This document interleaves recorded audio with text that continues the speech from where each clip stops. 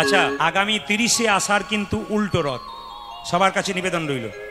আগামী 30শে আষাঢ় উল্টো রথ। এই উল্টো রথের দিনে আপনাদের কয়েকটা মাত্র কাজ আছে, আপনারা মন দিয়ে শুনুন।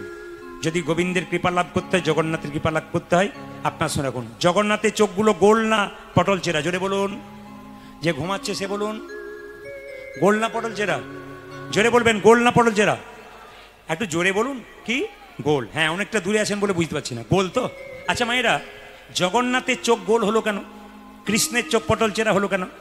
জগন্নাথের চোখটা গোল হলো এই জন্যে, গরিব এলেও যা আর ধনী এলেও তা, বৈষ্ণব গেলেও যা, ব্রাহ্মণ গেলেও যা, শূদ্র গেলেও তা, সবাইকে সমান চোখে দেখে। এই জন্য জগন্নাথের চোখগুলো হলো গোল। বাবা, জগন্নাথের হাত আছে? জোরে বলুন। আমি জোরে শুনতে চাই। হাত আছে? আচ্ছা, পা আছে? কেন নাই?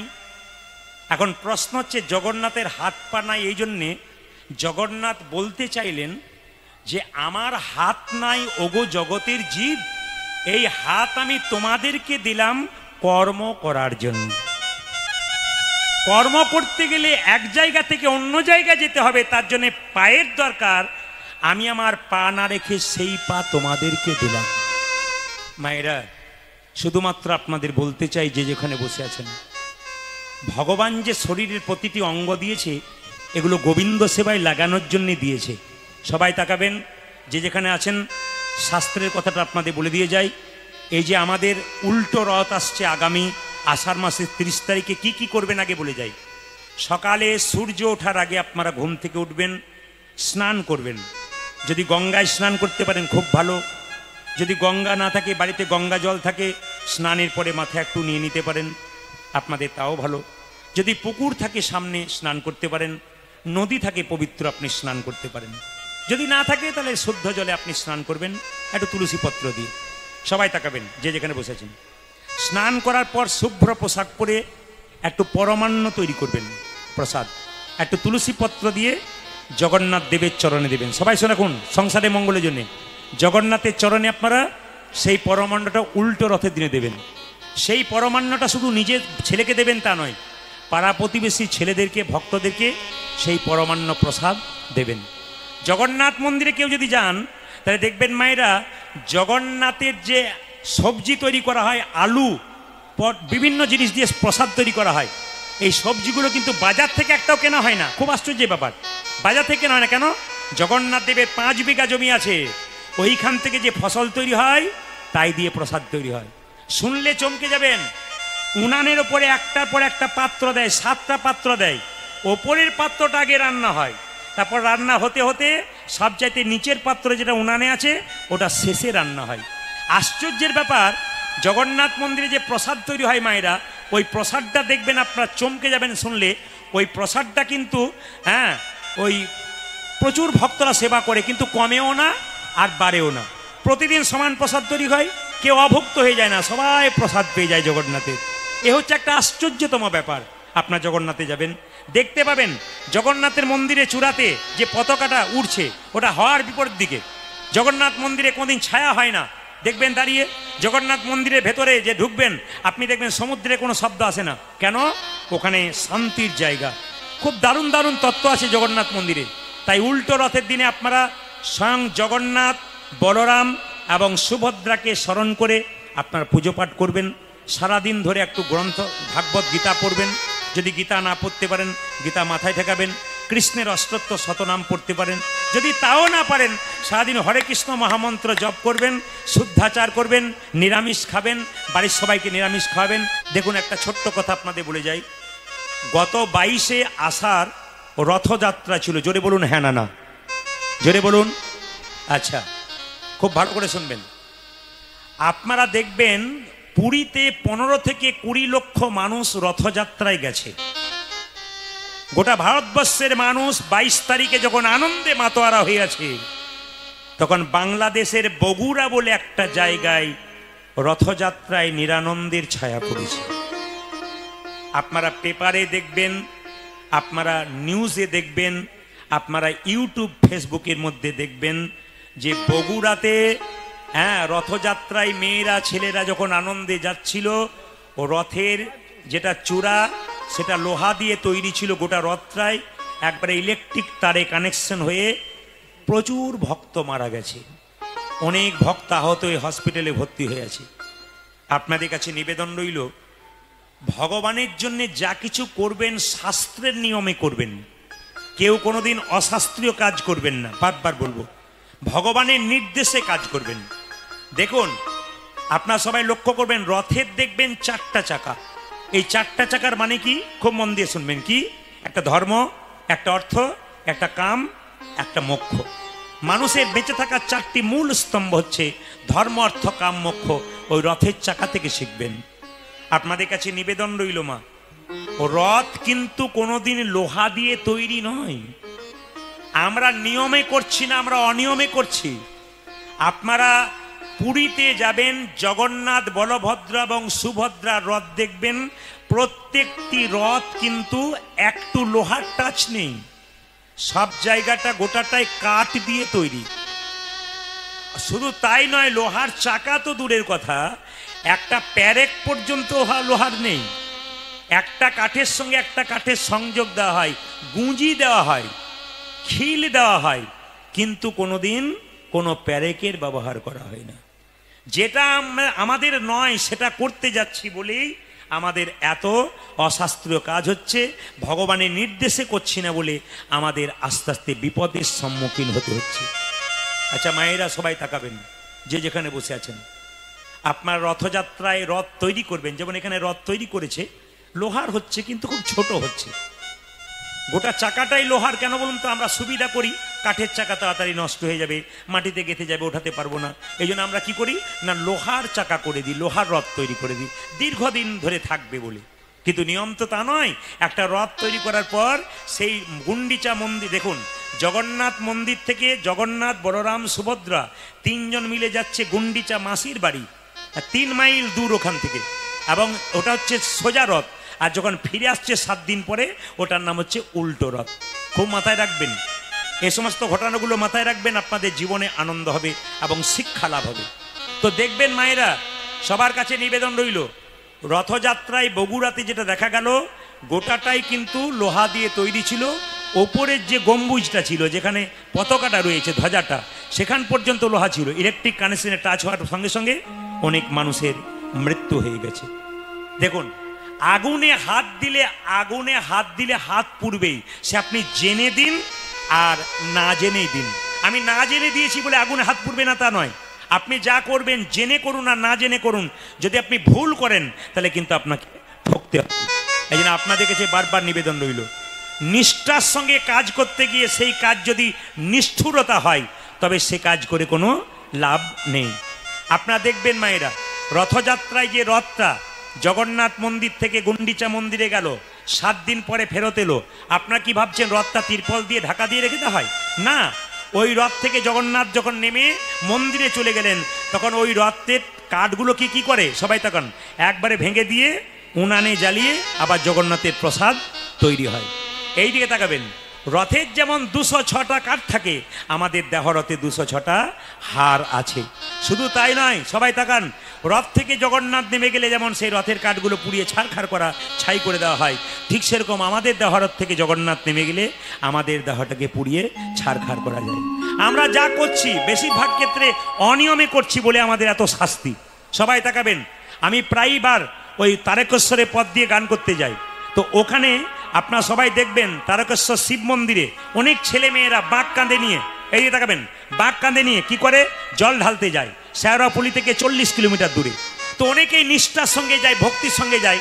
আবার কিছু কিছু ছেলেকে দেখতে পাই, এক হাতে গাঁজা ধরিয়েছে আর এক হাতে দিব্যি আমরা বাবা ভোলার নামে চলেছে আর কি জল ঢালতে।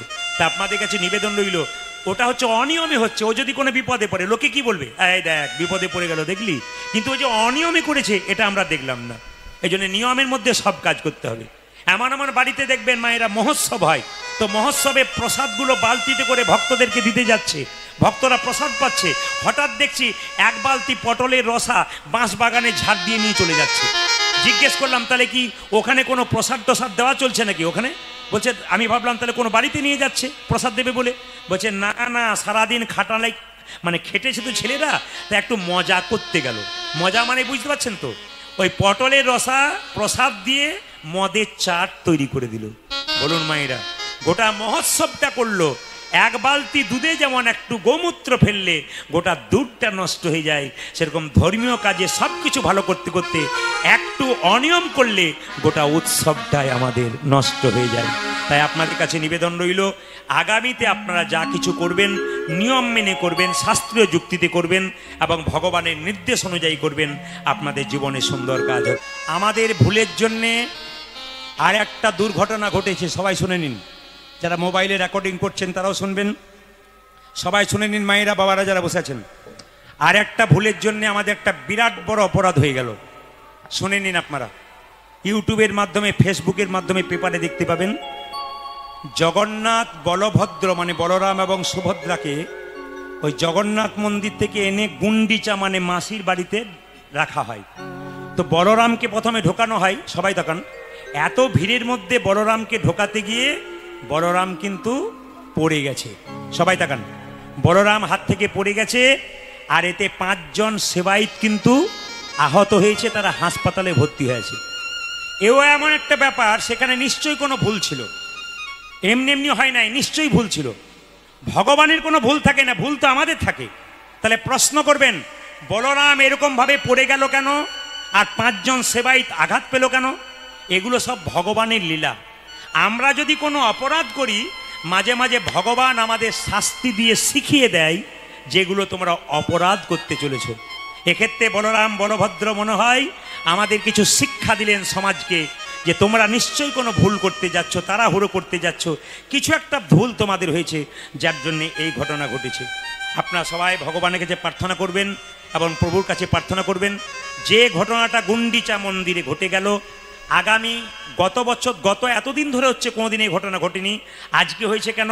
আমি আবার আপনাদের বলবো, নিশ্চয়ই কোনো ভুল ছিল ধর্মীয় নীতিতে বা কোনো চলাফেরাতে, আমাদের কোনো ত্রুটি ছিল বলে বলভদ্রের এই ঘটনা ঘটলো এবং সেবাইতদের আঘাত লাগলো। এতে কিন্তু বলরাম আমাদের শিখিয়ে দিলেন, তোমরা ভুল করতে যাচ্ছ, সঠিক পথে চলো। তাই আবার বলবো, আপনাদের ধর্মীয় নির্দেশে, ভগবানের নির্দেশে আপনারা চলুন, আপনাদের জীবন সুন্দর হবে। জোরে বলুন জগন্নাথ দেব কি, জগন্নাথ দেব কি, জগন্নাথ দেব কি। 3টি প্রশ্নের উত্তর দিয়ে যাই। প্রথম প্রশ্ন আমার ভাইদের জন্য। মোটর সাইকেলে, 4 চাকাতে রাস্তা দিয়ে যাচ্ছ, সামনের দিকে বিড়াল পেরিয়ে গেলে কি করো? জোরে বলো, জোরে বলো, কি করো?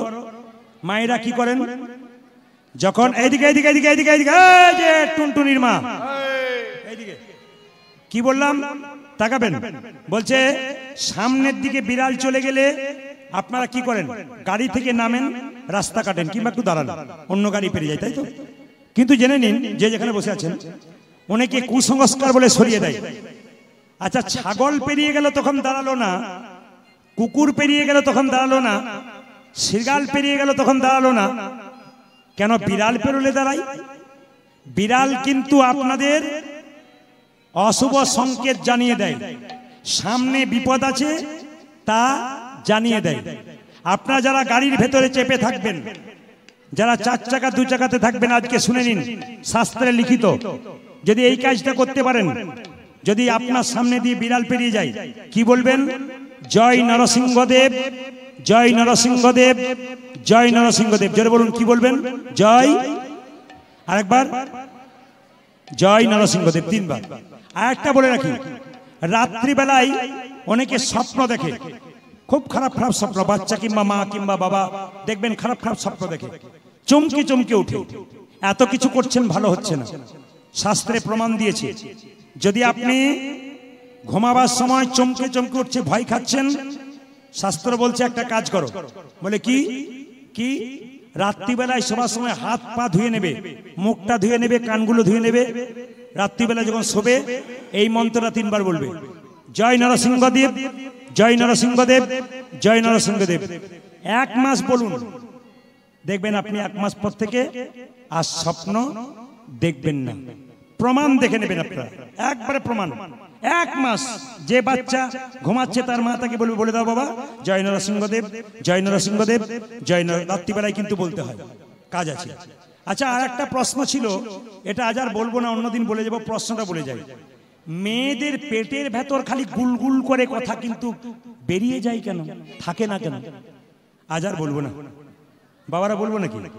বাবারে, এরা তো প্রথমেই চাইছে মেয়েদের পেটের ভেতরে কথা কোনো মতেই থাকে না। এই দিকে তাকান, যদি রাত্রিবেলায় বলা হয়, শুনছো কি এই কথাটি কাউকে বলো না, আমি নারদ নাকি পাড়ায় পাড়ায় বলে বেরোবো? তোমার মাথা খারাপ, আমি কোনদিন কাউকে বলেছি? সকালবেলায় স্বামী উঠবার আগে দেখবেন পাড়ায় পাড়ায় বলে, কাউকে বলিস না, আমাদের উনি বলেছেন, তোকে বলেই বললাম। ঘুম থেকে স্বামী উঠবার আগে গোটা পাড়া হয়ে গেল, নিতাই করে হরি বল। এটা কার অভিশাপ? শাস্ত্রের প্রমাণ আছে। এটা অভিশাপ হচ্ছে কার? যুধিষ্ঠির মহারাজের। কাকে অভিশাপ দিয়েছিল মা? কুন্তিকে। সবাই তাকান, কুন্তি কুমারী অবস্থায় একটি ছেলে জন্ম দিয়েছিল, তার নাম জোরে বলুন কর্ণ। তাকাবেন, মহাভারতের কথা। কুন্তি পেটে কুমারী অবস্থায় একটি ছেলের জন্ম দিয়েছিল, তার নাম কর্ণ। কি করে জন্ম নিল? কুন্তি কুমারী অবস্থায় খুব কৃষ্ণ ভক্ত ছিল, সাধুগুরু বৈষ্ণব দেখলে সেবা করত। একদিন দুর্বাসা মুনি এলো, চরণ সেবা করলো, ভালো করে খাওয়ালো। দুর্বাসা বলল, মা তুই যেভাবে সেবা করলি, আমি তোকে একটা আশীর্বাদ করে দিয়ে যাবো। কুন্তি বলল, আমার মা বলেছে যদি কারো যদি কিছু করা হয় তার বিনিময়ে কিছু নিতে নেই। আমি কিচ্ছু নেবো না বাবা, আপনি আমাকে আশীর্বাদ করুন, আমি যেন দীর্ঘায়ু হতে পারি, কৃষ্ণ ভজন করতে পারি। বলছে, না রে, এত সেবা করলি, তোকে একটা মন্ত্র দিলাম। বলছে, এই মন্ত্র নিয়ে আমি কি করব? তুই যে দেবতাকে ডাকবি সেই দেবতা তোর কাছে আসবে। ও মায়েরা, যেই না বলেছে যে দেবতাকে ডাকবি সেই দেবতা সঙ্গে সঙ্গে আসবে। এখন কুন্তি অনেকক্ষণ ধরে ভাবতে ভাবতে ভাবছে সূর্য দেবতাকে ডেকে দেখিতে। যে না সূর্য দেবতাকে ডেকেছে, সূর্য দেবতা দিব্যাঙ্গ সুন্দর পুরুষের রূপ ধারণ করে কুন্তির কি, তুমি দিব্যাঙ্গ সুন্দর পুরুষ, আমি কুমারী মেয়ে, আমার সামনে দাঁড়ালে কেন? যাও তুমি এখান থেকে। সূর্যদেব বললো, তুমি আমায় ডাকলে কেন? তুমি আমায় ডেকেছো তো, তোমাকে আমি পরীক্ষা করছিলাম, আমি ভুল করেছি, তুমি এখান থেকে যাও, আমার কলঙ্ক হবে, আমি কুমারী মেয়ে। না, দেবতা এলে কিছু দিয়ে যেতে হয়, আমি কিছু দিয়ে যাব। কি দেবে তুমি আমায়? তোমাকে আমি আলিঙ্গন দেবো। চুপ করো তুমি, আমি কুমারী মেয়ে, আমার কুমারিত্ব নষ্ট হবে, আমার কলঙ্ক হবে। না, দেবতার বলে কোনো কলঙ্ক হয় না, দেবতার বলে কোনো কুমারিত্ব হয় না। যখন কুন্তিকে আলিঙ্গন দিল, তখন সূর্যদেবের ওরসে কুন্তির গর্ভে একটি সন্তান এলো, তার নাম হলো কর্ণ। তাকান, কুমারী অবস্থায় কোনো মেয়ে যদি জন্ম দেয় বাচ্চা, সেই মেয়ে দেখবেন আর লজ্জাতে ছেলেটাকে কাউকে দেখাতে পারে না। কুন্তি জন্ম দিয়ে নদীর জলে ভাসিয়ে দিয়েছিল। রাধা বলে একটা মেয়ে কর্ণকে কুড়িয়ে পেয়েছিল, কর্ণকে মানুষ করেছিল রাধা বলে মেয়েটা। কর্ণ যখন বড় হয়ে গেল, যুবক হয়ে গেল, নদীতে স্নান করছে, কুন্তি মাথায় কাপড় নিয়ে কাছে গিয়ে বলল, কর্ণ কে? কে তুমি? আমি তোর মা, আমি তোমার মা। চুপ করো, তুমি আমার মা কি করে হলে? আমি সত্যি তোমার মা। বলো তুমি আমার মা কি করে হলে? মা তো আমার রাধা হলো, সে তোমাকে মানুষ করেছে, বড় করেছে। না গো, আমি কুমারী অবস্থায় তোমায় জন্ম দিয়েছিলাম, লজ্জায় কাউকে বলতে পারি নাই, তোমাকে নদীর জলে ভাসিয়ে দিয়েছিলাম, ওই রাধা বলে মেয়েটা তোমাকে বড় করেছে, আমি তোমার আসল মা। কি চাও তুমি? মা, তুমি আমার মা বলে রাখলে? হ্যাঁ, কি চাও তুমি? কুরুক্ষেত্রের যুদ্ধ সামনে, যুধিষ্ঠির, ভীম, অর্জুন, নকুল, সহদেব তোমার ভাই, তুমি তাদের দাদা। কথা দাও, যুদ্ধে 5 জনকে রাখবে, ওরা যেন 5 জন না মরে, আমার 5টা ছেলে যেন আমি ফিরে পাই। কর্ণ বলল, এটাই তো দুর্বলতার ব্যাপার। মা, আমি তোমাকে কথা দিলাম, তোমার 5টা ছেলে তোমার কাছে থাকবে। কি করে? বলছে, আমার ইচ্ছা আছে, আমি যদি মারতে পারি তো আমার হাতে একমাত্র অর্জুন মরবে। অর্জুন যদি মরে যায়, তোমার 4টা ছেলে, আমি একজন, 5 জন। আর মা, আমি যদি মরে যাই তবে তোমার 5টা ছেলেই রয়ে যাবে। কুরুক্ষেত্রের যুদ্ধ শুরু হলো, কর্ণের রথের চাকাটা মাটিতে গেঁথে গেল। সঙ্গে সঙ্গে অর্জুনকে কৃষ্ণ বলল, মারো মারো অর্জুন, কর্ণকে মারো। কর্ণকে তীর বিদ্ধ করলো, কর্ণ মাটিতে পড়ে গেল। কুন্তি কুমারী অবস্থায়, তার সন্তান তো। কর্ণ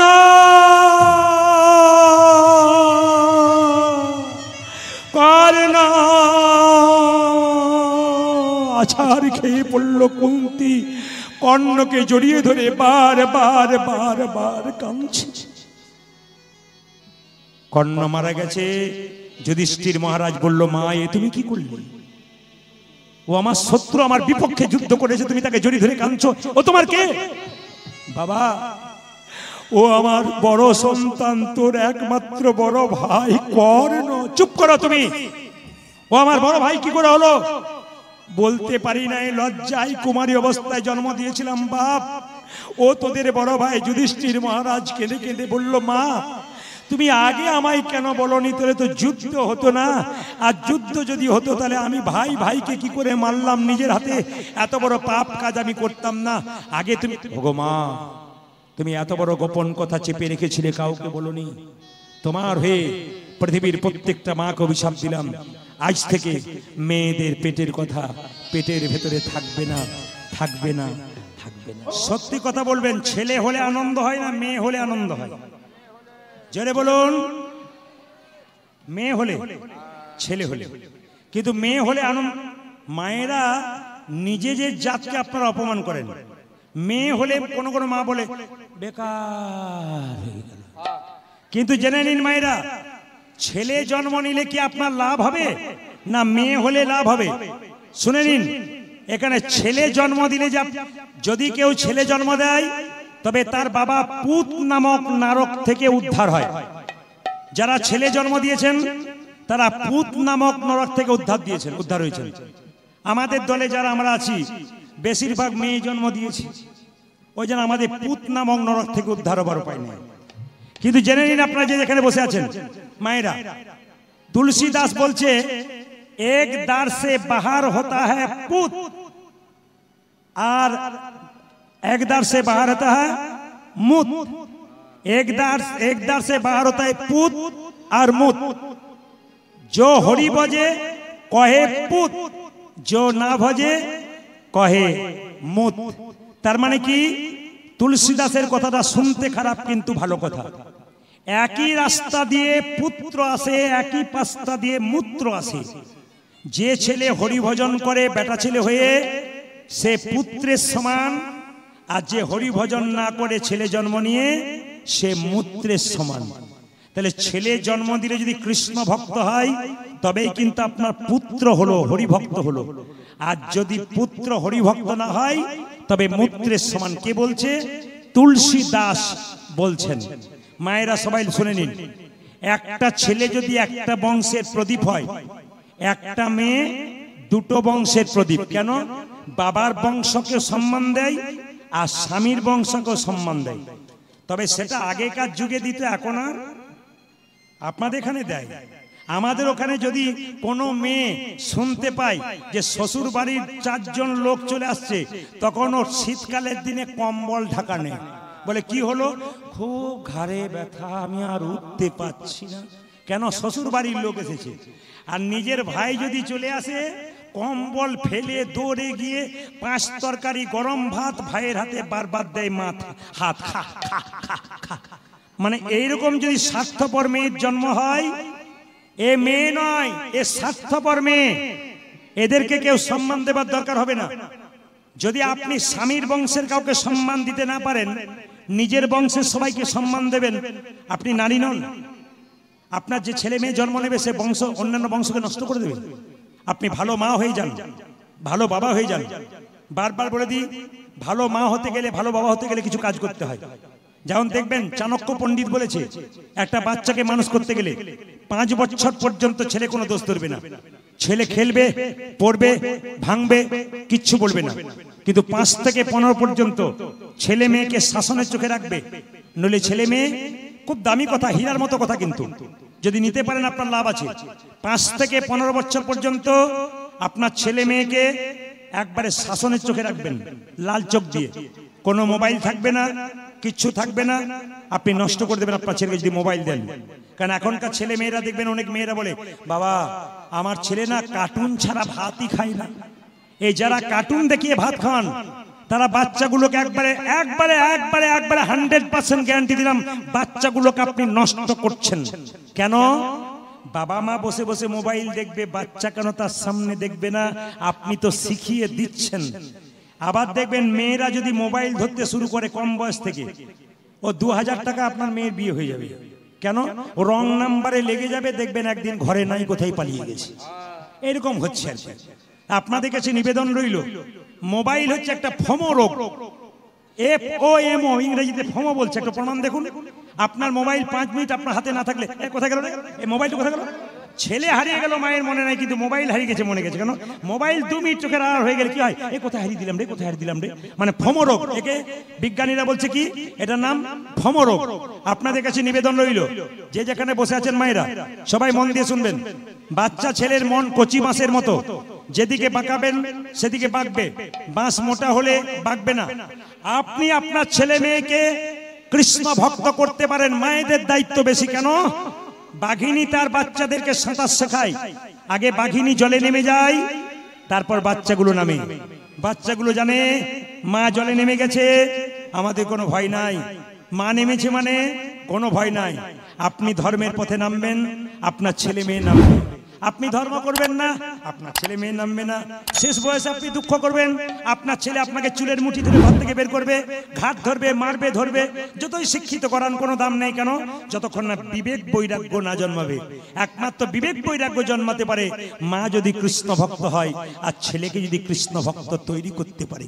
দেখে নেবেন, আপনার একটা প্রমাণ দেখবেন ইউটিউবের মাধ্যমে, আপনারা দেখতে পাচ্ছেন কেন জানি না। একটা বাচ্চা ছেলে 4 বছর বয়স, তার নাম ভাগবত দাস। কেউ দেখেছেন আপনারা? ভাগবত দাস সে কি বলছে, নেহা কক্কর গানের অনুষ্ঠানে বলছে হ্যালো ভাগবত, তখন ছেলে কি বলছে, হাই হ্যালো ছড়ো, হরে কৃষ্ণ বলো।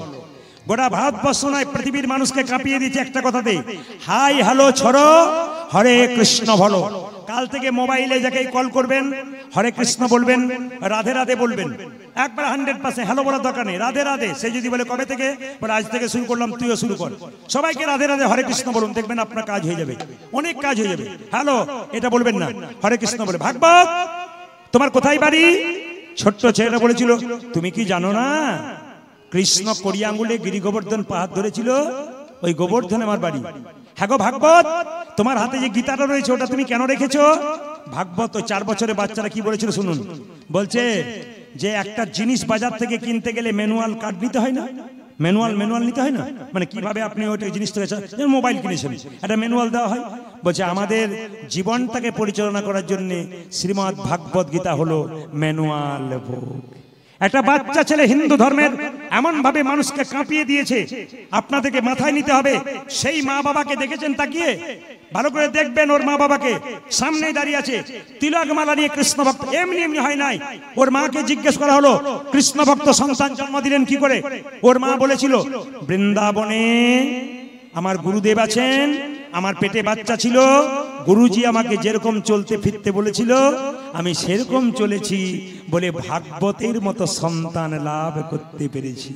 ওগো মা, সন্তান পেটে থাকাকালীন মা যদি বারবার মাছ মাংস খায়, বাচ্চা তো ওইরকমই জন্ম নেবে। সন্তান জন্মকালীন সন্তান পেটে রেখে বারবার মোবাইল যদি মা দেখে, বাচ্চা জন্ম নিতে মোবাইল খুঁজে খুঁজে বেড়াবে। ওই জন্য আপনাদের কাছে নিবেদন রইল, ছেলে জন্ম নিল আর কি করলো মায়েরা, সবাই তাকান। বাচ্চা জন্ম নিলে বাচ্চার মুখে কি দিতে হয় জোরে বলুন, কি দিতে হয় জোরে বলুন? মধু দিতে হয়। আচ্ছা আপনাদের ধারণা আছে মধু দিলে কি হয়? বলছে মধু দিলে ছেলে নাকি মিষ্টি মিষ্টি কথা বলে। এখানে দাঁড়িয়ে বলে গেলাম 100% ভুল। ডান দিকে যারা বসে আছেন, বাঁ দিকে যারা বসে আছেন, সোজা যারা বসে আছেন, শুনে নিন। বাচ্চা জন্ম নিয়ে মধু দেন, আপনাদের বিশ্বাস মিষ্টি কথা বলবে, 100% ভুল। কি বাচ্চা জন্ম নেবার পর মধু দেন কেন? বাচ্চা জন্ম নিয়ে মায়ের স্তনদুগ্ধ পান করতে পারে না, তখন বাচ্চার মুখে মধু দিয়ে বাচ্চার কান্না বন্ধ করা হয়। কোন সময় বাচ্চাকে মধু দেবেন তাকিয়ে নিন। এই নিয়মে যদি মধু দিতে পারেন, আপনার বাচ্চা মিষ্টি কথা বলবে। এবার আর বলবো না, পরে 1 বছর এসে বলে দিয়ে যাবো, এবছর আর বলবো না। বলে দেবো না, বলে দিয়ে যায়, কে কখন চলে যায় বলা মুশকিল। এই দিয়ে তাকান, বাচ্চার মুখে মধু দেবেন কখন তাকাবেন। গভীর গৃহসূত্রকার বইতে বলল যে বাচ্চা জন্ম নেবার পর 21 দিন পর আতুর ঘর থেকে নিয়ে যাওয়া হয়, মন্দিরে শুইয়ে দিয়ে তার মুখে একটু মধু দিয়ে ভগবানের কাছে প্রার্থনা করতে হয়, প্রভু আমার ছেলের যেন মিষ্টি মিষ্টি কথা হয়। কতদিন পরে বলা হয়েছে?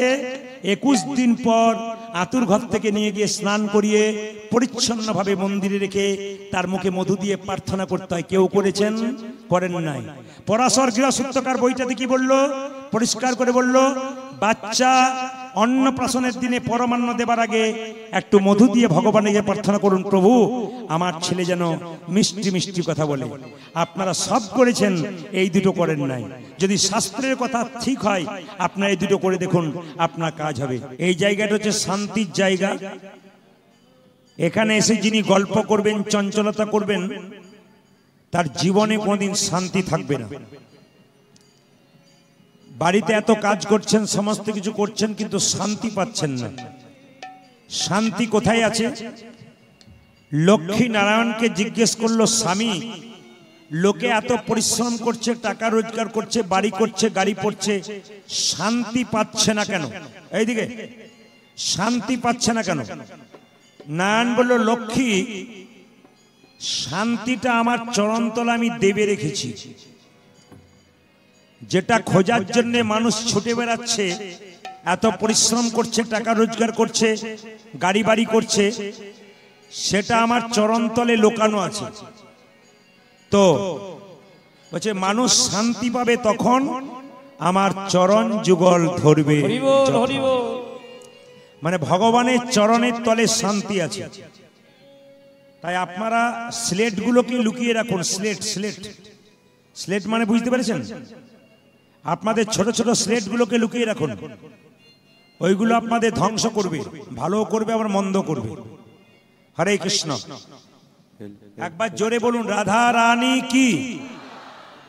যে পরিমাণ ভক্ত হয়েছে, জয়টা একটু জোরে আশা করছিলাম। শ্যাম সুন্দর কি, বেড়েছে আরো বাড়বে। মদন মোহন কি, আরো বেড়েছে। শ্যাম সুন্দর কি, আপন আপন গুরুদেব কি, সাধগুরু বৈষ্ণব কি, গরম লাগছে কি না? প্রমাণ হয়ে গেল যে আপনারা কত ডুবে গেছেন। আমি কি বলছি ওইদিকে নজর নেই, সবেই জয় দিচ্ছেন, মানে আপনারা ডুবে গেছেন। হরে কৃষ্ণ। সবাই লক্ষ্য করবেন, সমস্ত ধর্মের মানুষকে সম্মান দিলাম, প্রতিটি ধর্মের মানুষকে সম্মান দিলাম, কারণ একজন মানুষের কর্তব্য, কি হিন্দু কি মুসলিম কি খ্রিস্টান কি জৈন যেই হন না কেন, প্রত্যেকটা মানুষের কর্তব্য হবে প্রতিটি ধর্মকে সমান সম্মান দেওয়া। যে নিজের ধর্মকে বড়, অপর ধর্মকে ছোট মনে করে, সে জীবনে ধর্ম করে না, ও ধর্মের নামে বিবাদ করে। তাই সুবাদ যদি করতে হয়, সব ধর্মকে সমানভাবে সম্মান দিন, সব মানুষকে ভালোবাসতে শিখুন, শান্তি আপনারা পাবেন। রামকৃষ্ণ দেবের স্ত্রীর নাম ছিল সারদা মা। তিনি একটা মূল্যবান কথা বলেছেন। কি বলেছেন? নিজের দোষগুলো ধরতে শেখো, অপরের দোষ ধরো না। যদি অপরের দোষ ধরে যাবে, নিজের দেখবে হাজার হাজার দোষ জড়ো হয়ে যাবে। কিন্তু ভগবান আমাদের সৃষ্টি করার সময় দুটো থলে দিয়েছিল। থলে, এইদিকে ব্যাগ ব্যাগ বলছিল, একটা সামনের দিকে রাখবে, একটা পেছনের দিকে রাখবে। একটা নিজের দোষের ব্যাগ থলে, আর একটা অন্যের দোষের ব্যাগ মানে থলে। বলছে অন্যের দোষের থলেটা পেছন দিকে রাখো, আর নিজের দোষের থলেটা সামনের দিকে রাখো, তাহলে নিজের দোষগুলো দেখতে পাবে। কিন্তু আমরা ভুল করে অন্যের দোষের থলেটা সামনের দিকে রেখে দিয়েছি, আর আমাদের দোষের থলেটা পেছন দিকে রেখে দিয়েছি। এই জন্য আমাদের দোষগুলো আমরা ধরতে পারি না, খালি লোকের দোষ ধরায় আমাদের কাজ। মায়েরা, এই জন্য যদি ভালো মানুষ হতে চান, রামকৃষ্ণ দেব বলেছেন, আপনার বাড়িতে যদি কেউ যায়, এই যে আপনার বাড়িতে যদি কেউ যায়, দুটো মিষ্টি জল যদি দিতে না পারেন, দুটো মিষ্টি কথা অন্তত বলবেন। দুটো মিষ্টি জল নাও দিতে পারেন, দুটো মিষ্টি কথা অন্তত বলবেন। সবাই যে দিতে পারবে তা নয়, মিষ্টি কথাতেই মানুষের মন জয় হয়ে যায়। তাই স্বয়ং মহাপ্রভু জগাই মাধাইকে উদ্ধার করেছিল, মলয় চাঁদ কাজীকে উদ্ধার করেছিল, ঝগড়া করে বিবাদ করে না প্রেম করে, জোরে বলুন। মহাপ্রভু প্রেমের অস্ত্র ধারণ করেছিল। তিনি প্রত্যেকটা জীবকে শেখালেন কলিযুগে প্রেমের অস্ত্র দিয়ে মানুষের মন জয় করো, বিবাদ করে নয়। ঝগড়া করে কেউকে কাছে আনতে পারবেন না, আপনি প্রেমের দ্বারা আনতে পারবেন। তাই প্রেমের ঠাকুর মহাপ্রভু নবদ্বীপের মাঠ হইতে প্রেম দিয়ে গেলেন। শ্রী গৌরাঙ্গ প্রেমের ঠাকুর প্রেম বিলাতে এলো নদী। আজি শ্রী গৌরাঙ্গ প্রেমের ঠাকুর প্রেম বিলাতে এলো নদী। শ্রী গৌরাঙ্গ প্রেমের ঠাকুর প্রেম বিলাতে এলো নদিয়ায়। আজি শ্রী গৌরাঙ্গ প্রেমের ঠাকুর প্রেম বিলাতে এলো নদিয়ায়। রাধা প্রেমে গড়া তনু, রাধা প্রেমে গড়া তনু, রাধা প্রেমে গড়া তনু, রাধা প্রেমে গড়া তনু, অন্তরে যার শ্যামরাই। রাধা প্রেমে গড়া তনু, অন্তরে যার শ্যামরাই।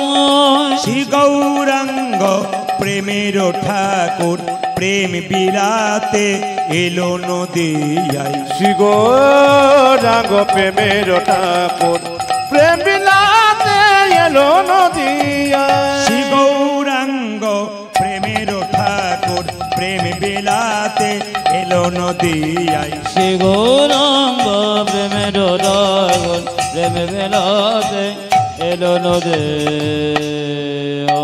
চৈতন্য মহাপ্রভু কি, জোরে চৈতন্য মহাপ্রভু কি। প্রত্যেকটি সনাতন ধর্মের মায়েদেরকে বলবো, প্রত্যেকটি ভাইদেরকে বলবো, আপনারা কৃষ্ণ ভক্ত হয়ে যান। যদি কৃষ্ণ ভক্ত হয়ে যান দেখবেন জীবনে অনেক আনন্দ আছে। যখন দেখবেন আপনি জীবনে কৃষ্ণ ভজন করবেন, নাম কীর্তন করবেন, আপনার জীবন আনন্দে ভরে যাবে। তাই মহাপ্রভু শিক্ষা দিলেন কি মায়েরা, 1407 শতাব্দে ফাল্গুন মাসের পূর্ণিমা তিথিতে মহাপ্রভু এলেন। 1407 শতাব্দের দোল পূর্ণিমাতে ফাল্গুন মাসের পূর্ণিমা তিথিতে মহাপ্রভু এলেন। তিনি শুধু মায়েরা, তিনি যখন জন্ম নিলেন, কেউ কেউ বলে সন্ধে 5:46 মহাপ্রভু জন্ম নিলেন, কেউ কেউ বলে শুক্রবার, কেউ কেউ বলে শনিবার। মহাপ্রভু যখনই জন্ম নিক না কেন, সবচাইতে লজ্জার ব্যাপার যিশু খ্রিস্টের কবে জন্ম হলো সেটা আমরা জানি। কেন না, সেদিন বাড়িতে বাড়িতে কেকের প্যাকেট কেনা হয়, মাগুলো আবার গুঁজে গুঁজে বাচ্চাগুলোকে বুঝিয়ে দেয় আজকে যিশু খ্রিস্টের জন্মদিন। সবচাইতে লজ্জার ব্যাপার মহাপ্রভু কবে জন্ম নিলে এটা আমরা বোঝাতে পারি না। এই বাচ্চাও জানলো না, বাবাও জানলো না, মাও জানলো না। মহাপ্রভু জন্ম নিলেন কবে? দোল পূর্ণিমার দিনে তিনি জন্ম নিলেন। মায়েরা, ছোটবেলায় নিম গাছের নিচে জন্ম নিল বলে নাম রাখা হলো নিমাই। হরে কৃষ্ণ। নিম গাছের নিচে জন্ম নিয়েছিল বলে নাম হলো নিমাই। বাবা নাম রাখলেন কি? বাবা নাম রাখলেন বাবা নাম রাখলেন বিশ্বম্ভর। আবার তিনি কাঁচা সোনার মতো গায়ের রং, এই জন্য নাম রাখা হলো কি? সাং গৌরাঙ্গ মহাপ্রভু। মায়েরা, গৌরাঙ্গ নাম রাখা হলো। তারপর তিনি যখন ঈশ্বরপুরীর কাছে মন্ত্র নিলেন, কৃষ্ণ বলে কাঁদতে শুরু করলেন। প্রথম বিয়ে হয়েছিল লক্ষ্মীপ্রিয়ার সঙ্গে, দ্বিতীয় বিয়ে হয়েছিল বিষ্ণুপ্রিয়ার সঙ্গে। লক্ষ্মীপ্রিয়ার সঙ্গে 5 বছর সংসার করেছিল, লক্ষ্মীপ্রিয়া সাপে কেটে মারা গেল। মায়েরা, বিষ্ণুপ্রিয়ার সঙ্গে বিবাহের পরে মহাপ্রভু কি করলেন? বাবার এবং লক্ষ্মীপ্রিয়ার দুজনে একসঙ্গে পিণ্ড দান করতে গেলেন। আর যখনই পিণ্ড দান করতে গেলেন, সবাই তাকান, তখনই ঈশ্বরপুরীর সঙ্গে পরিচয় হয়ে গেল। আপনারা মালার দিকে তাকাবেন না কীর্তনের দিকে তাকাবেন? কোন দিকে তাকাবেন? মানুষ খুব হুজুগে, কোথায় মালা দিচ্ছে না দিচ্ছে ওই দিকে তাকাচ্ছে, কীর্তনটার দিকে তাকান। হরে কৃষ্ণ। সবাই লক্ষ্য করুন, সন্ন্যাস মন্ত্র নিলেন কেশব ভারতী কাছে। নাম হলো শ্রীকৃষ্ণ চৈতন্য প্রভু। শ্রী মানে কি? সুন্দর। কৃষ্ণ মানে কি? আকর্ষণ। চৈতন্য মানে কি? চেতনা। যিনি প্রত্যেকটা জীবের মধ্যে কৃষ্ণ নামের চেতনা জাগিয়ে দেবেন তিনি হচ্ছেন শ্রী কৃষ্ণ চৈতন্য প্রভু। সবাই লক্ষ্য করুন, মহাপ্রভু 10 মাস 10 দিন নয়, তিনি 13 মাস মায়ের গর্ভে ছিলেন, 13 মাস। তাকাবেন, আমরা যেমন হাতটাকে হাঁটু পর্যন্ত নিয়ে গেলে আমাদের হাত হাঁটু পর্যন্ত যায় না, কিন্তু মহাপ্রভুর হাতটা হাঁটু পর্যন্ত যায়। এই জন্য মহাপ্রভুকে বলা হয় আজানু লম্বিত ভুজ। আমরা আপন আপন হাতে মাপলে 3.5 হাত, কিন্তু মহাপ্রভু 4 হাত। এই জন্য মহাপ্রভুকে আজানু লম্বিত ভুজ বলা হয়। সেই মহাপ্রভু আস্তে আস্তে বড় হলেন, তিনি নিতাই চাঁদকে ডেকে বললেন, দাদা জীবের দ্বারে হরিনাম দাও। তিনি নিতাই চাঁদকে ডেকে বললেন, দাদা জীবের দ্বারে হরিনাম দাও। বলে কিভাবে দেবে? নয়নে দেখিবে যারে কৃষ্ণ নামে দেবে তার। দাদা নয়নে দেখিবে যারে কৃষ্ণ নামে দেবে তারে। নয়নে দেখিবে যারে কৃষ্ণ নামে দেবে তার। নয়নে দেখিবে যারে কৃষ্ণ নামে দেবে তারে। নয়নে দেখিবে যারে কৃষ্ণ নামে দেবে তার। দাদা নয়নে দেখিবে যারে কৃষ্ণ নামে দেবে তারে। যাকে চোখে দেখবে তাকে হরিনাম দেব। কিভাবে? নয়নে দেখিবে যারে কৃষ্ণ নামে দেবে তার। নয়নে দেখিবে যারে কৃষ্ণ নামে দেবে তারে। নয়নে দেখিবে যারে কৃষ্ণ নামে দেবে তার। দাদা নয়নে দেখিবে যারে কৃষ্ণ নামে দেবে তারে। জাতির বিচার করো না দাদা, যেন জাতির বিচার করো না দাদা। জাতির বিচার করো না দাদা, জাতির বিচার করো না দাদা। যারে দেখবে নামে দেবে জাতির বিচার করো না দাদা। তুমি যারে দেখিবে নামে দেবে জাতির বিচার করো না দাদা। যারে দেখবে নামে দেবে জাতির বিচার করো না দাদা। তুমি যারে দেখিবে নামে দেবে জাতির বিচার করো না দাদা। এখানে যদি ড্যান্স সাঙ্গামা হতো তাহলে একদিকে নারী একদিকে পুরুষ, একটা বাঁশের বেড়া দেওয়া হতো। কিন্তু হরিনামে কোনো জাতির বিচার নাই, নারী পুরুষ একসঙ্গে বসতে পারে। এটা হচ্ছে প্রেমের জায়গা। তাই বললো, দাদা যাকে তুমি চোখে দেখবে তাকে হরিনাম দেবে, যদি না নেয় তখন কি করব? দাদা প্রথমে ধরিবে হাতে যদি না চাই নামে। দাদা প্রথমে ধরিবে হাতে যদি না চাই নামে নিতে। প্রথমে ধরিবে হাতে যদি না চাই নামে নিতে। দাদা গো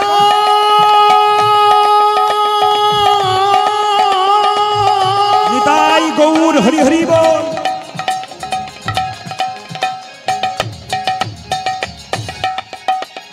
সানি দানি দাবা দাবা মা পামা গা মাগা রে গারে সাসা। প্রথমে ধরিবে হাতে যদি না চাই নামে নিতে।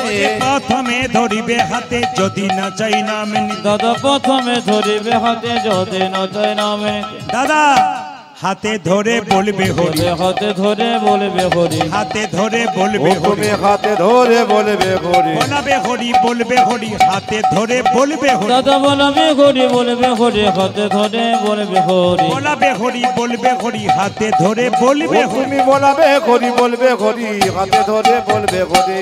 হাতে ধরার পর যদি কেউ হরি নাম না নেয় তখন কি করব? দাদা শেষ উপায়, পাছে তারও লোটাইবে পাই। ও দাদা দাদা গো পাছে তারো পাছে তারো লোটা জিবে পাও।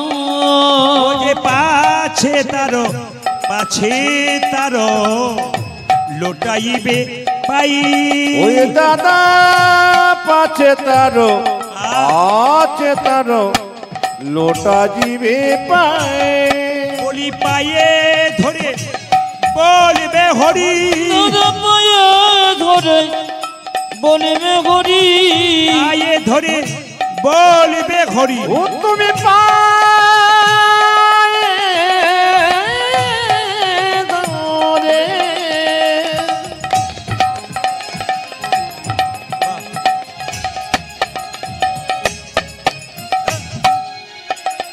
ও তুমি পায়ে ধরে বলবে হরি।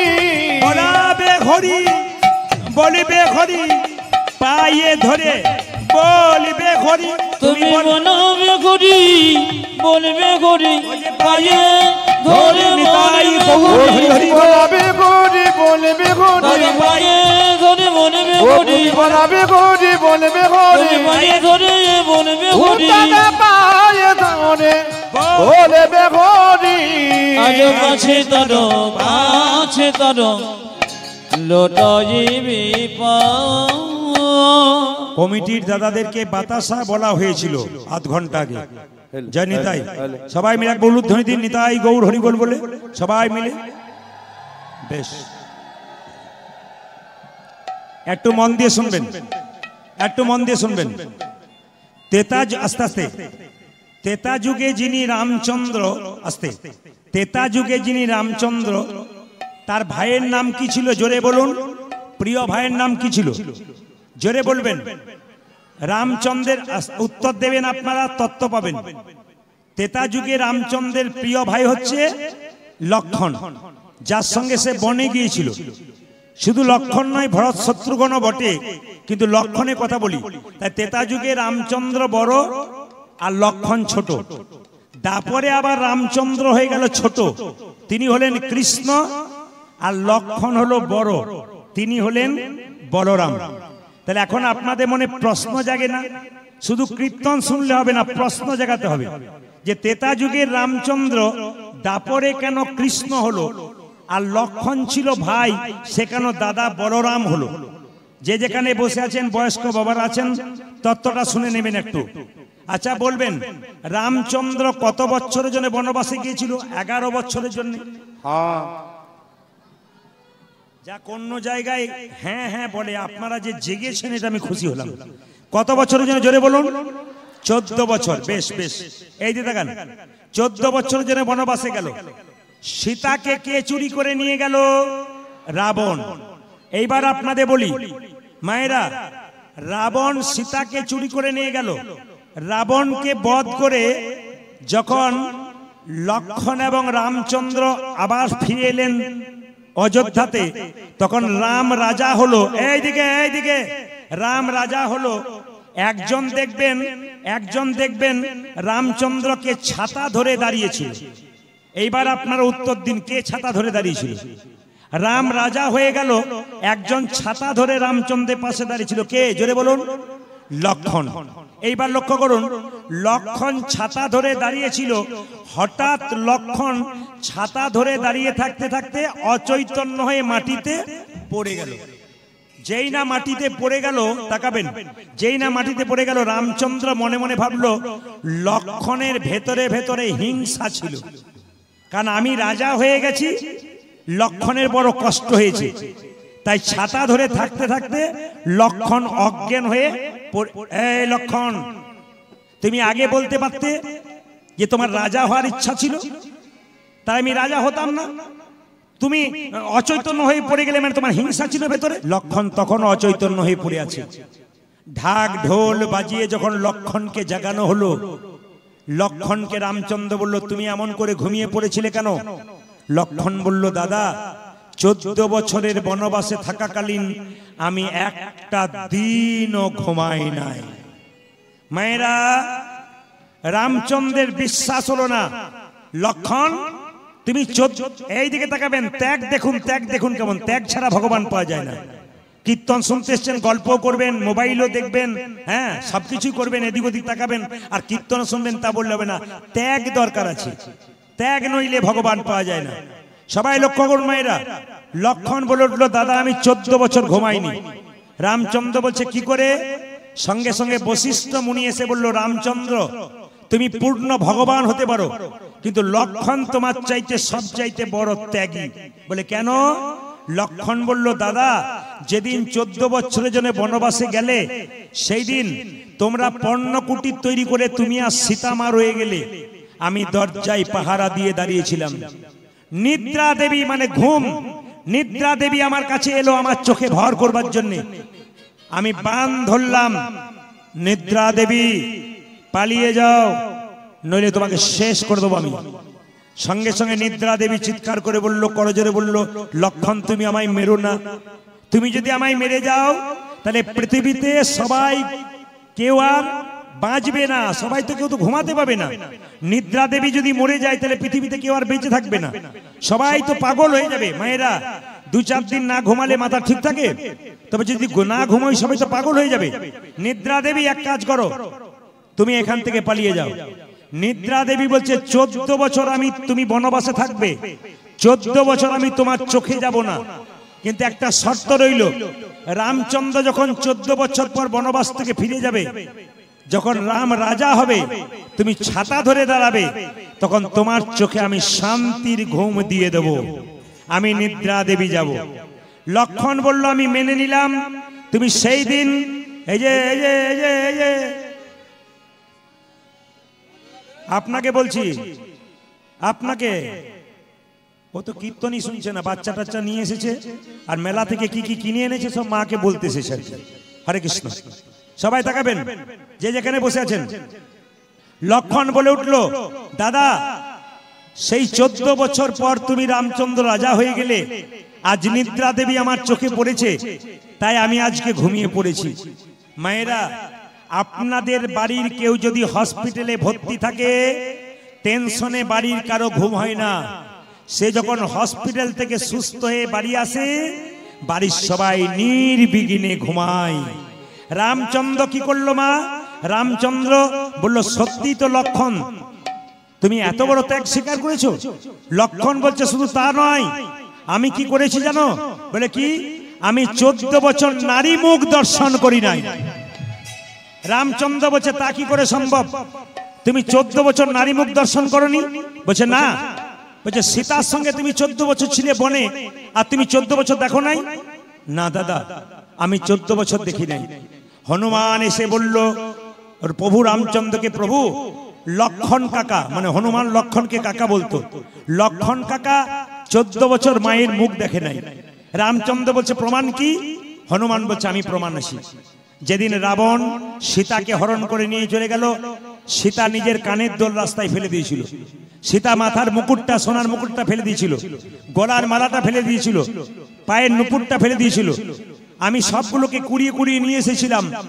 এসে যখন লক্ষণ কাকাকে দেখালাম, লক্ষণ কাকা সীতা মা হরণ হয়ে গেছে। লক্ষণ কাকা বলে, চুপ, কোনো মতে হতে পারে না। বলছে, এই দেখো মায়ের গলার মালা, চিনতে পারলো না লক্ষণ। দেখো মায়ের মাথার মুকুট, চিনতে পারলো না। দেখো মায়ের কানের দোল, চিনতে পারলো না। যখন মায়ের নুপুরটা দেখালাম, তখন চিনতে পারলো যে আমার সত্যি সীতা মা হরণ হয়ে গেছে। তার মানে এর থেকে প্রমাণ হলো কি? লক্ষণ 14 বছর সীতার মুখের দিকে তাকায় নাই, সীতার পায়ের দিকে তাকিয়েছিল। লক্ষণ বলে উঠল, দাদা আমি 14 বছর ফল খাই নাই। রামচন্দ্র বলছে, তা কি করে সম্ভব? আমি বন থেকে ফল এনে তোমার হাতে দিতাম, তুমি ফল খেতে না? বলছে, না দাদা, তুমি বন থেকে ফল এনে বলতে লক্ষণ ফল ধরো, তুমি তো বলনি যে লক্ষণ ফল খাও। তুমি বলেছিলে লক্ষণ ফল ধরো, আমি ধরেছিলাম। 14 বছর খাওনি? না। প্রমাণ আছে? বলে হ্যাঁ আছে। সেই দেখবেন ধনুকগুলো রাখে, ওটাকে তুন বলা হয়। হনুমানকে তুনটা আনা করালো, দেখলো ফলগুলো নাই, ফলের বীজগুলো আছে, কিন্তু 7 দিনের ফল কম। এইদিকে 1 বছরের 14 বছর ফল খায় নাই, 7 দিনের ফল কম। সব ফল জমা আছে, কিন্তু 7 দিনের ফল কম। রামচন্দ্র বলছে, 7 দিনের ফল কম কেন? তুমি নিশ্চয়ই খেয়েছিলে। বললো, না দাদা, আমি 7 দিন ফল খাই নাই। শুধু আমি নয়, তোমরা কেউ খাওনি। বলে, কোন দিন? যেদিন রাজা দশরথ মানে পিতার মৃত্যু সংবাদ পেলাম, সেই দিন আমরা কেউ ফল খাই না। সেই দিন আমরা কেউ ফল খাই না। বাড়িতে কেউ মারা গেলে সেদিন বাড়িতে কেউ খাবার খায়? জোরে বলুন হ্যাঁ না না। রাজা দশরথের মৃত্যু সংবাদ এলো, সেই দিন বাড়িতে ফল খাই নাই। বেশ বেশ, মেনে নিলাম। গুনবেন।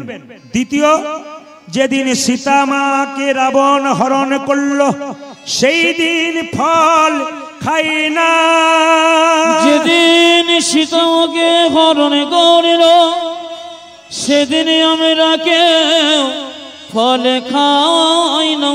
যেদিন লক্ষণকে শক্তিশাল মারা হলো, সেই দিন কেউ ফল খাই না। সেদিন আমরা কেউ ফল খাই না। যেদিন সোনার সীতা তৈরি করে সীতার মস্তকটাকে ছেদন করে একটা থালার মধ্যে রাখা হলো, ছায়া সীতা তৈরি করে, সেই দিন আমরা ফল খাই নাই। সেদিনে আমরা ফল খাই না। কদিন হলো জোরে বলুন। 5 দিন, 5 না 4? আচ্ছা, কত হলো? 4। যেদিন সীতা পাতালে প্রবেশ করেছিল সেই দিন ফল খাই না। যেদিন সীতা পাতালে প্রবেশ করেছিল সেই দিন আমরা ফল খাই না। কত হলো? 5। 6 নম্বর কি? যেদিন লক্ষণকে রামকে পাতালে লক্ষণকে রামকে যেদিন ধরে নাগ পাশে বন্ধন করা হয়েছিল সেই দিন ফল খাই নাই।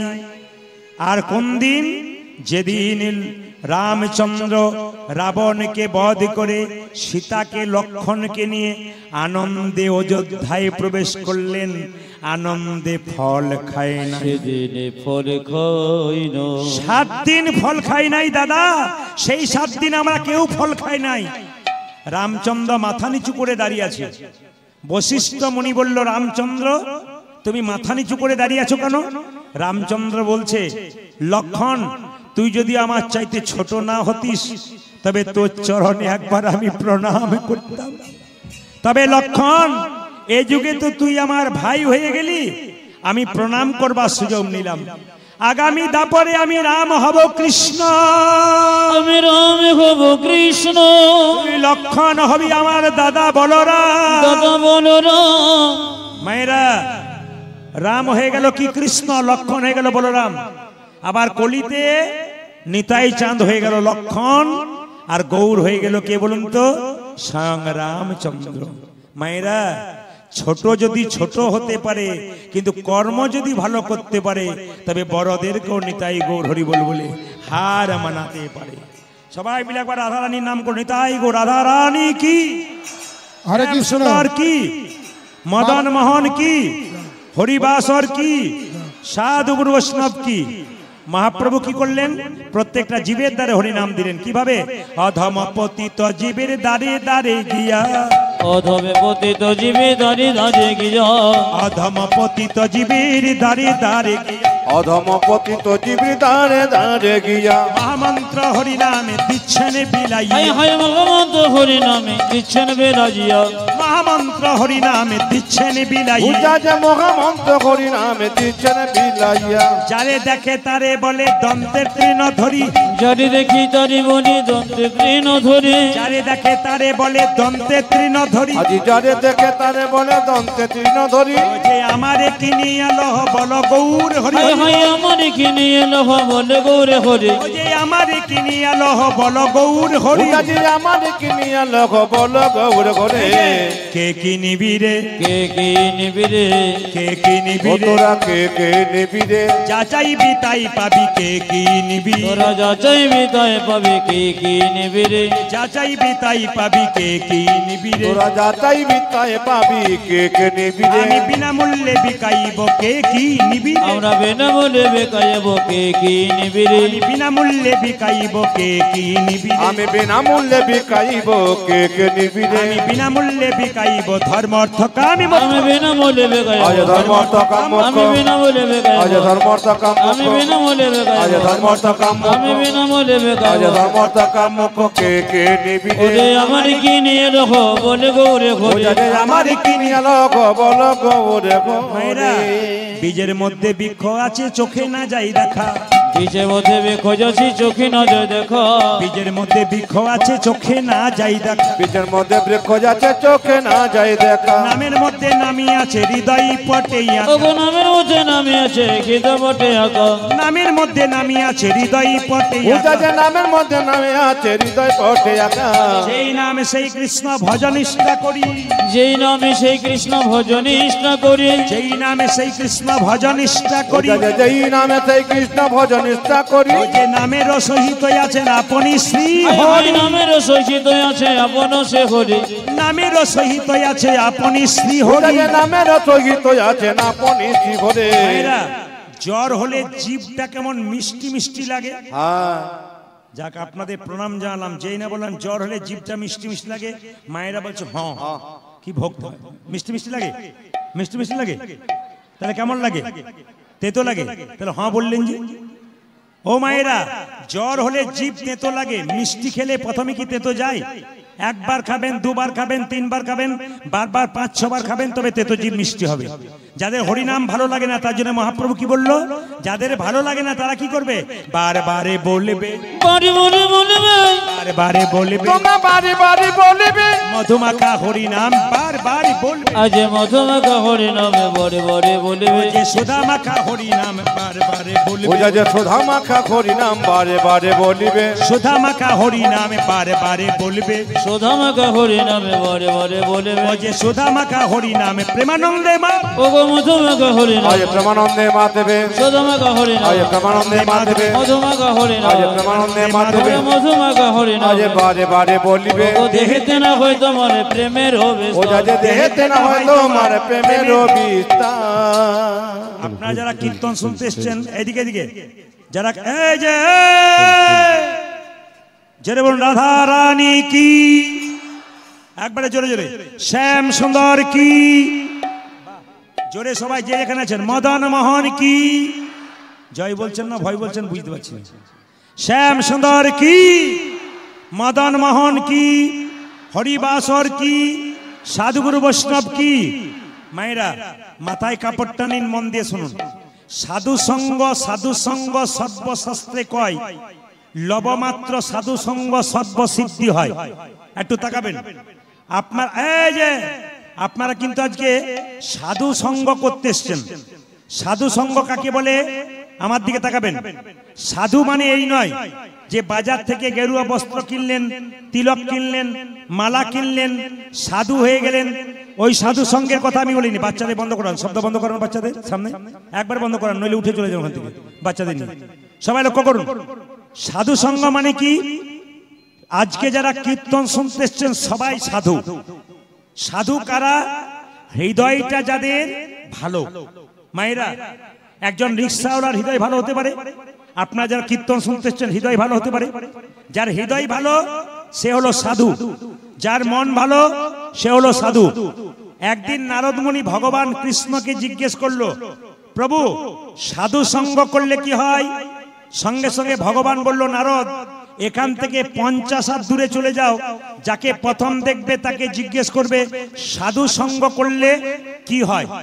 এইদিকে নারদ মুনি 50 হাত দূরে গেছে, কাউকে দেখতে পাই নাই, একটা গোবরে পোকা দেখতে পেল। জিজ্ঞেস করলো, হ্যাঁ রে গোবরে পোকা, সাধু সঙ্গ করলে কি হয়? মায়েরা, গোবরে পোকাটা সঙ্গে সঙ্গে মরে গেল। নারদ এসে বলল কৃষ্ণকে বলল, প্রভু তুমি যে বললে 50 হাত গেলে যাকে দেখবে তাকে জিজ্ঞেস করবে সাধু সঙ্গ করলে কি হয়, আমি একটা গোবরে পোকা দেখলাম, জিজ্ঞেস করলাম আর বেটা মরে গেল। ভগবান বলছে, নারদ এখান থেকে তুমি 2 কিলোমিটার দূরে যাও, যাকে প্রথম দেখবে তাকে জিজ্ঞেস করবে সাধু সঙ্গ করলে কি হয়। মায়েরা 2 কিলোমিটার দূরে গেছে নারদ, কাউকে দেখতে পেল না। দেখতে পেলে একটা গাছের গর্তের মধ্যে একটা পাখির বাচ্চা মা মুখটাকে বাড়াচ্ছে। জিজ্ঞেস করলো, হ্যাঁ রে পাখির বাচ্চা, সাধু সঙ্গ করলে কি হয়? পাখির বাচ্চাটা মরে গেল। জিজ্ঞেস করলো নারদ মুনি, প্রভু গোবরে পোকাকে জিজ্ঞেস করলাম সেও মরল, পাখির বাচ্চাকে জিজ্ঞেস করলাম সেও মরল। ভগবান বলছে, নারদ এখান থেকে আরো 4 কিলোমিটার দূরে যাও, যাকে প্রথম দেখবে তাকে জিজ্ঞেস করবে সাধু সঙ্গ করলে কি হয়। 4 কিলোমিটার দূরে গেছে, কাউকে দেখতে পাই নাই। দেখতে পেল কাকে মা? দেখতে পেল একটা ওই বাছুর ঘাস খাচ্ছিল। ওকে যে এ বাছুর সাধু সঙ্গ করলে কি হয়? বাছুরটা মরে গেল। নারদ মুনি এসে বলছে, প্রভু আমি আর যাব না, এই নাক মুলছি কান মুলছি, আমার তো পাপের ভাগী বাঁচছে। বলে কেন? যাকে জিজ্ঞেস করছি সে বেটা মরছে, আমার গিয়ে আর লাভ নেই। ভগবান বলছে, নারদ তুমি শেষবারের মতো একবার যাও। বলে কোথায়? এখান থেকে 10 কিলোমিটার দূরে একটা জঙ্গল আছে, ওই জঙ্গলে একটা রাজার বাড়ি আছে। ওই রাজার 15 বছর পর একটা বাচ্চা হয়েছে ছেলে, ওই ছেলেটাকে জিজ্ঞেস করে এসো যে সাধু সঙ্গ করলে কি হয়। মায়েরা, নারদ মুনি কি করেছে? বিনাটা বাজাতে বাজাতে রাজার বাড়ি চললো। নারদ মুখে কি বলে মা? নারায়ণ নারায়ণ নারায়ণ। নারদের বাহনের নাম কি? জোরে বলুন। ঢেকি। নারদকে চেনেন? জোরে বলুন। এমন ভাবে বলছেন আপনাদের পাড়ার লোক বোধ হয়। আমি ওই নারদের কথা বলি না যে আমার আপনার কথা শুনে ঝগড়া লাগিয়ে দেয়। আমি ওই নারদের কথা বললাম যে ভগবানের সঙ্গে মিলন করে দেয়। নারদ বিনাটা বাজিয়ে বাজিয়ে চললো কোথায়? রাজার বাড়ি। রাজার ছেলেকে জিজ্ঞেস করতে সাধু সঙ্গ করলে কি হয়।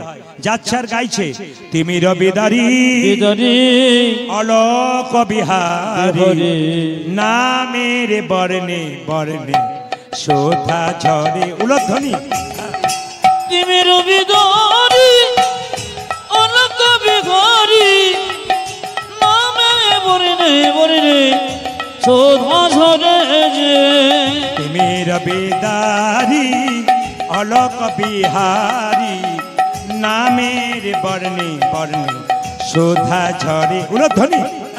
তিমির বিদারি অলোক বিহারি নামের বর্ণে বর্ণে সুধা ঝরে।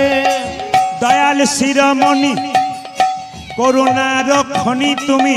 তুমি দয়াল শিরোমণি করুণা রক্ষণে। দয়াল শিরোমণি করুণা রক্ষণী তুমি। তুমি দয়াল শিরোমণি করুণা রক্ষণী।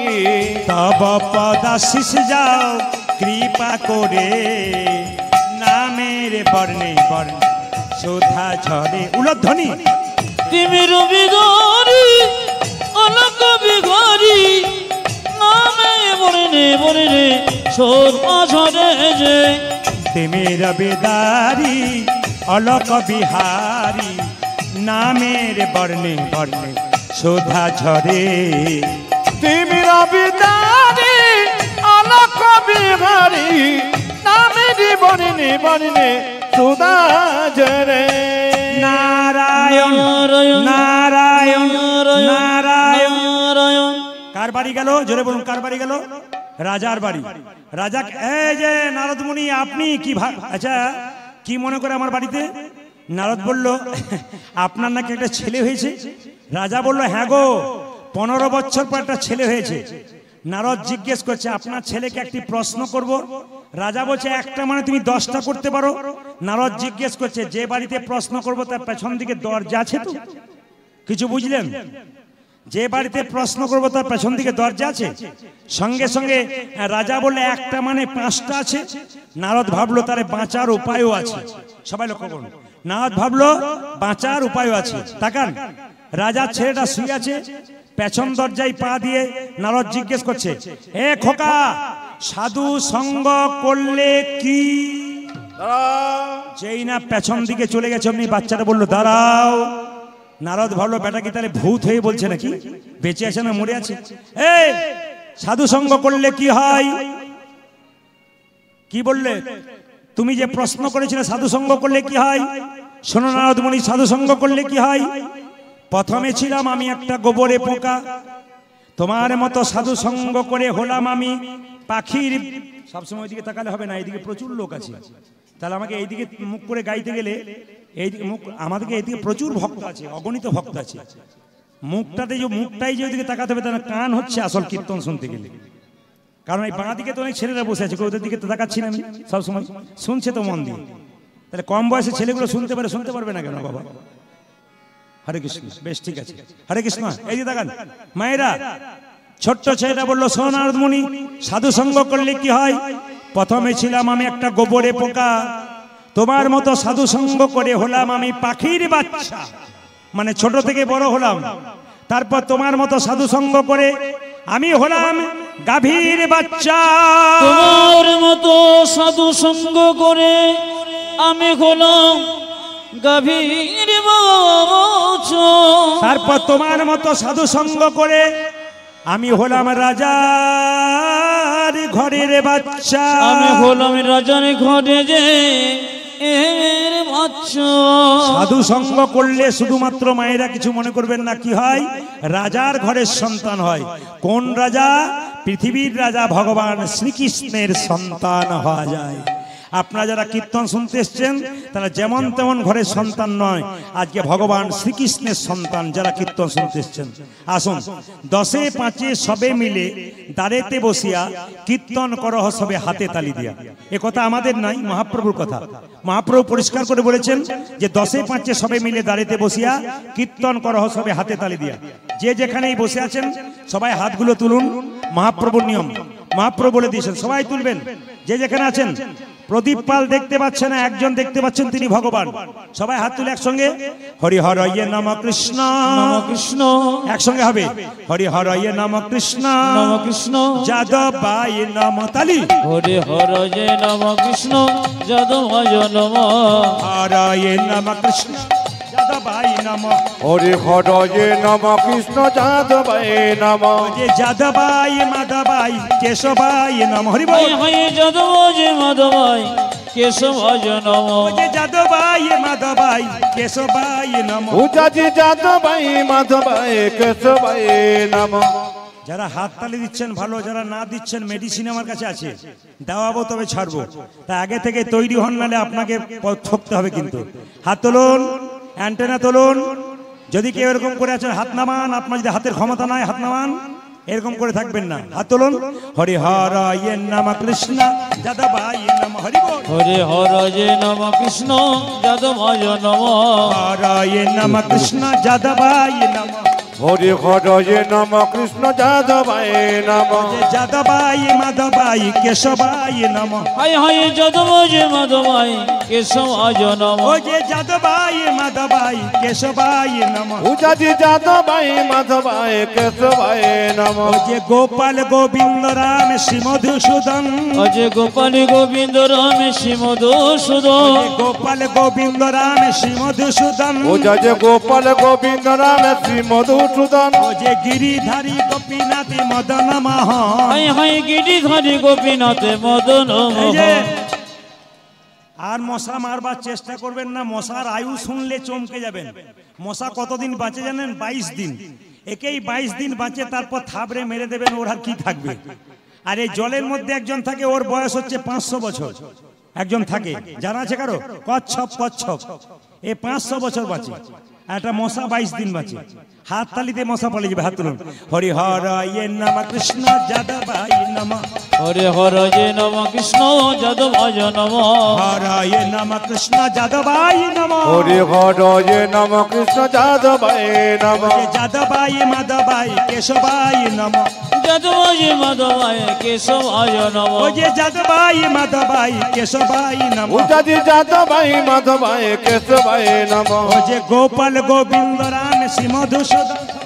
গোপাল গোবিন্দ রাম শ্রী মধুসূদন, গোপাল গোবিন্দ রাম শ্রী মধুসূদন, উজাজি গোপাল গোবিন্দ রাম শ্রী মধুসূদন, ও যে গিরিধারী গোপীনাথ মদন মোহন।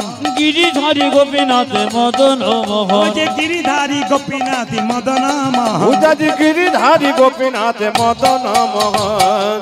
বাবারে, 2 মিনিট তালি দিতে কি কষ্ট। গিরিধারী গোপীনাথ কি কাণ্ড করছে আর কি। হ্যাঁ, সবাই এইদিকে দেখার, হাত তুলুন। হরি হরি, যত জোরে দেবেন, যত আনন্দে দেবেন, সারা বছর আনন্দে যাবে। হরি হরি। সব চাইতে আপনাদের আসরে ভালো লাগলো কোনটা? আপনারা তালি দিলেন। আর খারাপ লাগলো কোনটা? বলবো না, বাদ দিয়ে দেবো। না, বলার দরকার নেই, না বলাই ভালো। আমি তো না বলে যাবই না। এই দিকে দেখান, যারা তালি দিলেন তারা ভালো করলেন। আর খারাপ লাগলো কোনটা? যারা ভদ্রলোকের মতো দাঁড়িয়ে আছেন। তাকিয়ে দেখুন, আপনার পাশে পাশে 2-4 জন ভদ্রলোক আছেন। তাকান, একবারে ভদ্রলোকের মতো দাঁড়িয়ে আছে। আবার নির্লজ্জের মতো হাসছে, দেখুন দাঁত ফেরে কেমন। হাত এরকম করে আছে, দাঁত ফেরে আবার হাসছে, দেখুন কত। আমার সবচাইতে দুঃখের ব্যাপার কি বলুন তো? হিন্দুর রক্ত শরীরে বইছে, সনাতন ধর্মের মানুষের রক্ত শরীরে বইছে, অথচ হাততালি দিতে লজ্জা করছে। এর চাইতে লজ্জা কি হতে পারে? তবে একটা কথা বলে যাই, বাবা যেমন হবে বাচ্চা তেমন হবে না। কি বলছেন? আম গাছে আম ফলবে, নিম গাছে নিম ফলবে। তো যারা হাততালি দিচ্ছেন তো আমের মতো বাচ্চা হবে কেন? প্রেমিক বাচ্চা হবে। না না, আপনাদের এখানে জন্য বলি নাই। 2-4 জন এখন এরকম করে আছে। এরা কারা বলুন তো? উড়িষ্যা থেকে এসছে, বাংলা বোঝে না। কিংবা সুপারির মতো, বাইরেও রস নাই, ভেতরেও রস নাই, নিরস। হাত তুলুন। হরি হরয়ে নম কৃষ্ণ যাদবায়, হরে হরয়ে নম কৃষ্ণ যাদবায় নম হরায় নম কৃষ্ণ যাদবায় নম হরি বল হরি হরয়ে নম কৃষ্ণ যাদবায় নম যাদবায় মাধবায় কেশবায় নম হাই হাই যাদবায় মাধবায় কেশবায় নম ও যে যাদবায় মাধবায় কেশবায় নম উদাজি যাদবায় মাধবায় কেশবায় নম হ্যালো হ্যালো আবার দু চারজন আস্তে আস্তে আস্তে দু চারজন হাত তালি দেয় নাই বন্ধুকে কাঁধে হাত দিয়ে এরকম করে দাঁড়িয়ে আছে ওকে জিজ্ঞেস করবেন যে ও যখন মরে যাবে তখন ওজন ওর সঙ্গে যায় ওকে জিজ্ঞেস করবেন ও যখন মরে যাবে না তখন ওর সঙ্গে ওজন যায় যে ভাই তুইও চললি আমিও যাই সেই দিন দেখবেন কাঁধে হাত দিচ্ছেন কেউ কারো নয় কেউ যাবে না এইখানে প্রেমে কিছুর জন্য দিচ্ছে এমনি দেয় নাই হাত তুলুন হাত তুলে হরি হরয়ে নম কৃষ্ণ যাদবায় নম হরে হরয়ে নম কৃষ্ণ যাদবায় নম যাদবায় মাধবায় কেশবায় নম উদাজি যাদবায় মাধবায় কেশবায় নম যাদবায় মাধবায় কেশবায় নম হাই হাই যাদবায় মাধবায় কেশবায় নম গোপাল গোবিন্দ রাম শ্রী মধুসূদন উদাজি গোপাল গোবিন্দ রাম শ্রী মধুসূদন ও যে গোপাল গোবিন্দ রাম শ্রী মধুসূদন গোপালী গোবিন্দ রাম শ্রী মধুসূদন গিরিধারী গোপীনাথী মদন মোহন উদাজি গিরিধারী গোপীনাথ মদন মোহন গিরিধারী গোপীনাথী মদন মোহন গিরিধারী গোপীনাথ মদন মোহন এদেরটা বন্ধ করলাম আপনাদেরটা নেব বলে দাঁড়ান এদেরটা বন্ধ করলাম আপনাদের নেব বলে আপনারা কেমন বলতে পারেন দেখবো ক্যামেরা হচ্ছে 2-4 দিন পরে দেখতে পাবেন ইউটিউবের মাধ্যমে আপনারা কেমন হাততালি দিচ্ছেন হাত ওঠান সবাই বলবেন একসঙ্গে হরে কৃষ্ণ জোরে হরে কৃষ্ণ বাহ কৃষ্ণ কৃষ্ণ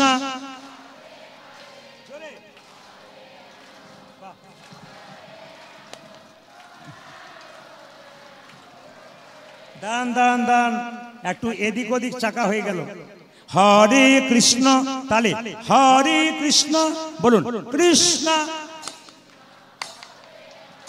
জোরে হরে রাম জোরে বাহ আবার বলুন হরে কৃষ্ণ একসঙ্গে হরে কৃষ্ণ বাহ কৃষ্ণ কৃষ্ণ জোরে হরে রাম বাহ বাহ দান দান দান এত জোরে বলবেন যেন সরবেরিয়া চৈতন্য মঠ পর্যন্ত যায় জোরে বলুন হরে কৃষ্ণ বাহ হরে কৃষ্ণ উচ্চস্বরে কৃষ্ণ কৃষ্ণ হরে রাম জোরে হরে রাম বাহ জোরে হরে কৃষ্ণ বাহ হরে কৃষ্ণ কৃষ্ণ কৃষ্ণ হরে রাম জোরে হরে রাম আরেকবার শেষবার হরে কৃষ্ণ বাহ হরে কৃষ্ণ সুন্দর জোরে বাহ দারুণ দান দান দান আপনাদের কি আগে কীর্তনের দল টল ছিল নাকি এবার এদিকে এলে না এদের আর আনবো না আপনাদের দিয়ে চালিয়ে দেবো তালে তালে বলুন তালে তালে বলুন হরে কৃষ্ণ কৃষ্ণ কৃষ্ণ হরে হরে হরে রাম রাম রাম হরে কৃষ্ণ কৃষ্ণ কৃষ্ণ হরে হরে হরে রাম রাম রাম হরে হরে হরে কৃষ্ণ কৃষ্ণ কৃষ্ণ হরে হরে হরে রাম রাম রাম হরে হরে হরে কৃষ্ণ কৃষ্ণ কৃষ্ণ হরে হরে হরে রাম রাম রাম হরে হরে হরে কৃষ্ণ কৃষ্ণ কৃষ্ণ হরে হরে হরে রাম রাম রাম হরে হরে নয়নানন্দেতে ভনে সেই তো সকলি জানে সর্বসিদ্ধি করতলে সবাই মিলে একসঙ্গে বলুন রাধে রাধে সবার মুখে একই কথা, জোরে বলুন কি বলতে হবে। আমি আপনাদের এখানে এসে খুব খুশি, আপনার নিজে থেকে এত সুন্দর বলছে, অন্য জায়গায় জোর করে বলাতে হয়। কি বলতে হবে জোরে বলুন। जोर से बोलना पड़ेगा, आरो जोर से बोलना पड़ेगा, प्रेम से बोलिए, आरो जोर से बोलना पड़ेगा, बोलिए प्रेम से बोलिए, राधा रानी की। যে বাতাসা প্রসাদ দেখতে পেলেন, সবাই মিলে বলুন রঘুনাথ কি, রঘুনন্দন কি, রঘুনন্দন কি। আপনাদের সামনে যে লীলাটি পরিবেশিত হবে আপনারা ইউটিউবের মাধ্যমে শুনেছেন, শুধু তত্ত্ব কথাগুলো শুনবেন, জ্ঞানের কথাগুলো শুনবেন, একটু মন দিয়ে শুনবেন। বাড়ির বাচ্চা, আচ্ছা জন্ম হয়েছিল রঘুনন্দন। আপনাদের কথা বলি, আপনার গয়া কাশী বৃন্দাবন সব জায়গায় যাচ্ছেন, আপনাদের এইখান থেকে একটা জায়গা যাবার জন্য অনুরোধ করব। কোন জায়গা? যদি যেতে পারেন তাহলে বর্ধমান জেলা একটা জায়গা আছে, জায়গাটার নাম হচ্ছে শ্রীখণ্ড। মায়েরা, কাটোয়া নবদ্বীপ একটু দূরেই শ্রীখণ্ড। ওই শ্রীখণ্ডে দেখবেন এই যে যারা ঘুরতে ভালোবাসেন, জয়দেব মেলা কারা কারা গেছেন হাত তুলুন। কারা কারা জয়দেব মেলা গেছেন? বেশ। কারা কারা নিতাই ধাম গেছেন? নিতাই ধাম। তারাপীঠ কারা কারা গেছেন? হাত তুলুন। জগন্নাথ মন্দির কারা কারা গেছেন? হাত তুলুন। বাহ, বেশ নামান।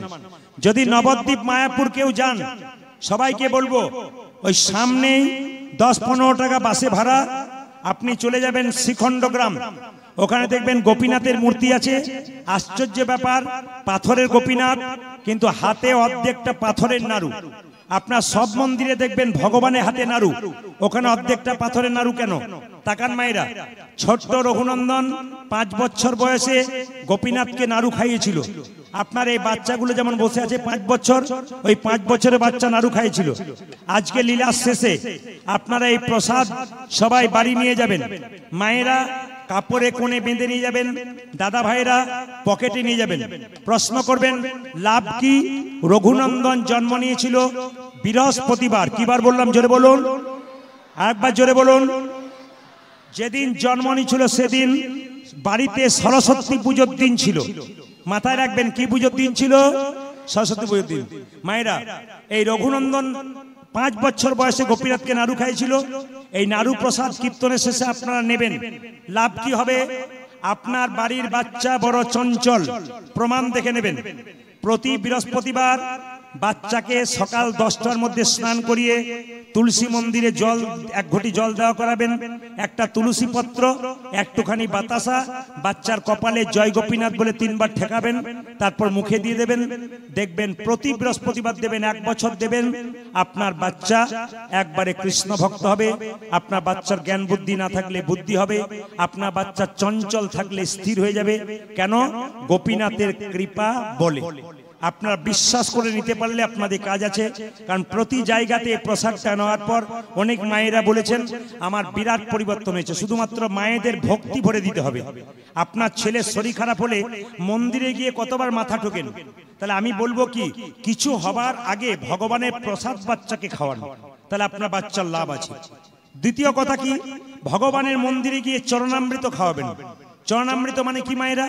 ভগবানের স্নান জল একটু হাতে নেবেন, বাচ্চাকে দেবেন, আপনি নেবেন, মাথায় ঠেকাবেন, নিজে খাবেন। চরণামৃত দিলে কি হবে? ভক্তি সঞ্চার হবে। এইবার এই প্রসাদ মায়েরা আপনার প্রশ্ন করবেন, একটা করে নিয়ে যাব, নিয়ে গেলে আমাদের আর কি লাভ আছে? বাড়িতে যার অশান্তি আছে প্রমাণ দেখে নেবেন। বাড়িতে অশান্তি আছে, প্রতি বৃহস্পতিবার এই বাতাসা গাছের নিচে গুঁড়ি করে ভেঙে দেবেন, তুলসী গাছের নিচে 1 ঘটি করে জল দেবেন এবং 4 পাক করে ঘুরবেন, 4 বার পরিক্রমা করবেন। দেখবেন 1 বছরের মধ্যে আপনার বাড়িতে শান্তি ফিরে আসছে। 3, বাড়িতে কোনো অসুস্থ ব্যক্তি, হাঁটু ব্যথা, ঘাড়ে ব্যথা, খুব কষ্ট পাচ্ছে, ডাক্তার দেখাচ্ছে, ভালো হচ্ছে, আবার হচ্ছে। লক্ষ্য করবেন আপনারা এই প্রসাদ জয় গোপীনাথ বলে প্রতি বৃহস্পতিবার তাকে দিন। দেখবেন তার অনেকটা কষ্ট লাঘব হচ্ছে, অনেকটা কষ্ট লাঘব হচ্ছে। এইবার বলে যায় এই প্রসাদ আপনারা কীর্তনের শেষে পাবেন।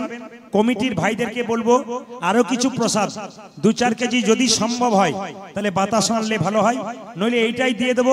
হ্যাঁ, প্রশ্ন করবেন যে আপনারা একটা বাতাসাতে সারা বছর চালাবেন কি করে? যদি কেউ না পান এই প্রসাদ দর্শন করুন, আপনার রঘুনন্দন লীলাটি দর্শন করুন, শ্রবণ করুন। প্রতি বৃহস্পতিবার বাড়িতে 1 কেজি বাতাসা, এক বৃহস্পতিবার বাড়িতে 1 কেজি বাতাসা হরির লুট দিয়ে দেবেন হরি মন্দিরে, তুলসী মন্দিরে, ওইটি কৌটোর মধ্যে রেখে দেবেন। এই বাতাসাটা নিয়ে গিয়ে ওই কৌটোর মধ্যে রেখে দেবেন। যদি মনে করেন এখানে পেলেন না, অনেক দূর পর্যন্ত নাও পেতে পারেন, অসুবিধা নেই, আপনি হরির লুট দেবেন বৃহস্পতিবার, ওই বাতাসাটা আপনি কৌটোতে রেখে প্রতি বৃহস্পতিবার 1টি করে বাতাসা বাচ্চাকে দেবেন, আর 1টি করে বাতাসা তুলসী মন্দিরে গাছের নিচে দেবেন। দেখবেন আপনার 1 বছরের মধ্যে বিরাট পরিবর্তন হবে। লীলাটি শুনে রাখুন। রঘুনন্দনের জন্ম হবার আগে আপনাদের একটু বর্ণনা করে রাখি। বর্ধমান জেলার শ্রীখণ্ড গ্রামের 2 ভাই, মন দিয়ে শুনবেন। বড় ভাইয়ের নাম মুকুন্দ সরকার, ছোট ভাইয়ের নাম নরহরি সরকার। বড় ভাইয়ের নাম কি বললাম মায়েরা? মুকুন্দ। আর ছোট ভাইয়ের নাম নরহরি। বড় ভাই মুকুন্দ কবিরাজি চিকিৎসা করে, ছোট ভাই তার সঙ্গে কম্পাউন্ড করে, খুব একটা নাম ডাক ছিল না। একদিন ছোট ভাই বড় ভাইকে বলছে, দাদা একবার নবদ্বীপের শিবাসঙ্গনে মহাপ্রভুকে দেখতে গেলে হতো না, আশীর্বাদ পেতাম। ছোট ভাই বলল, যাবে দাদা? বড় ভাই বলছে, আমি যেতে পারি, কিন্তু এত রাস্তা পায়ে হেঁটে যাবি কি করে? মায়েরা, তখনকার দিনে তো বাস ট্রেনে যোগাযোগ ছিল না, টোটো অটো কিচ্ছু ছিল না, যত দূরেই ডাক না কেন মানুষ হেঁটে হেঁটে যেত, যাবি কি করে?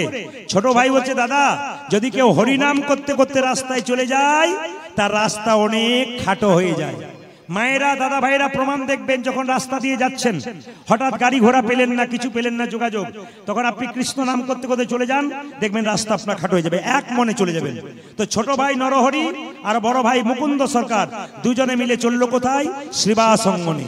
চলুন আমরা সবাই মিলে যাই। আগে যাচ্ছে কে? বড় ভাই মুকুন্দ, ছোট ভাই নরহরি গাইতে গাইতে যাচ্ছে, হাত তুলে। কৃষ্ণ কেশব কৃষ্ণ কেশব কৃষ্ণ কেশব তাই নাম, রাম রাঘব রাম রাঘব রাম রাঘব।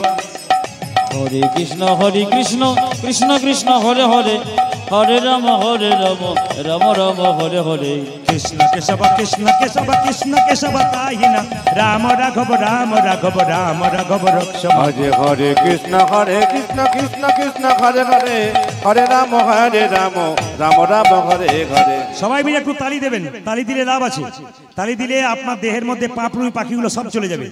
আর তালি দিলে মহাপ্রভু দেখুন, মেডিকেল সায়েন্স বলছে, যদি কেউ এরকম করে তালি দেয় না, তার জীবনে হাতে কোনোদিন প্যারালাইসিস হয় না। এরকম করে দেবেন তালি। মহাপ্রভু কত বিজ্ঞানসম্মত কাজ করেছে। হাত তুলুন। কৃষ্ণ কেশব কৃষ্ণ কেশব কৃষ্ণ কেশব তাই নাম, রাম রাঘব রাম রাঘব রাম রাঘব রক্ষ। হরে কৃষ্ণ কৃষ্ণ কৃষ্ণ হরে হরে, হরে রাম রাম রাম হরে হরে। কৃষ্ণ কেশব কৃষ্ণ কেশব কৃষ্ণ কেশব তাই নাম, রাম রাঘব রাম রাঘব রাম রাঘব রক্ষ। কৃষ্ণ হে যে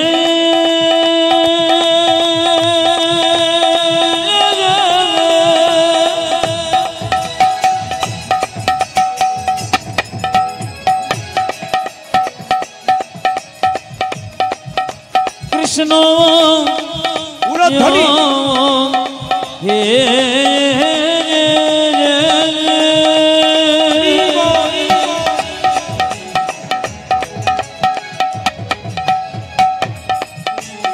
দেখো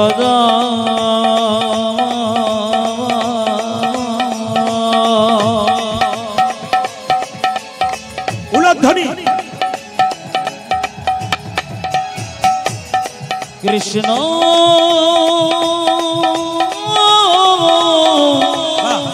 কৃষ্ণ মৌজি।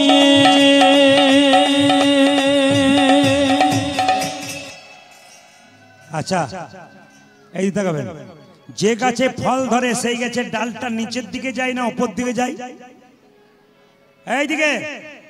যে গাছে ফল ধরে সেই গাছের ডালটা নিচের দিকে যায় না উপর দিকে যায়? জোরে বলবেন, কোন দিকে যায়? উপর দিকে, নিচের দিকে যায়। আচ্ছা, যে ভক্ত হয় তার ভাবটা কেমন? এইরকম। আর যে মস্তান হয় তার ভাবটা কেমন? এইরকম। তাকাবেন মায়েরা, যদি হও নিচু তবে পাবে কিছু। এই যে তাকাবেন, যদি হও নিচু তবে পাবে কিছু। একটা সোনার কলসি যতই দামি হোক না কেন, একজনের কাছে মাথা নিচু করতে হয়। কার কাছে? জোরে বলুন। হ্যাঁ, খুব ভালো কথা। কার কাছে মায়েরা? একটা গ্লাসের কাছে। আপনি কয়েকশো কোটি টাকার মালিক হতে পারেন, বৈষ্ণবের চরণে আপনাকে মাথা নিচু করতেই হবে। এইবার তাকান আপনারা, বৈষ্ণব কাকে বলে? বৈষ্ণব কাকে বলে? বিষ্ণু জানতীতি বৈষ্ণব। ভগবান বিষ্ণুর নাম করে যারা বিষ্ণুকে জানে যারা তারা বৈষ্ণব। ও মায়েরা সবাই